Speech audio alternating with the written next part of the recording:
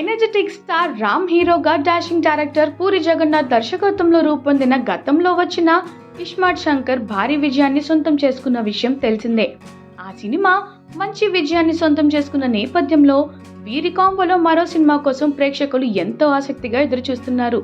ఎట్టకేలకు వీరి కాంబోలో డబుల్ ఇస్మార్ట్ శంకర్ మూవీ రూపొందింది. ఆగస్టు 15న ప్రేక్షకుల ముందుకి రాబోతున్న డబుల్ ఇస్మార్ట్ మూవీకి భారీ ప్రీ రిలీజ్ బిజినెస్ జరిగినట్లుగా సమాచారం అందుతోంది.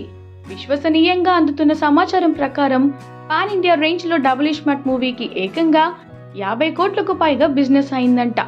రామ్ మరియు పూరి జగన్నాథ్లు ఇస్మార్ట్ శంకర్ తర్వాత చేసిన సినిమాలు బాక్స్ ఆఫీస్ వద్ద ప్రభావం చూపించడంలో విఫలమయ్యాయి. అందుకే వీరి కాంబో మూవీకి 50 కోట్లకు పైగా థియేట్రికల్ రైట్స్ బిజినెస్ అవ్వడం అనేది చాలా భారం.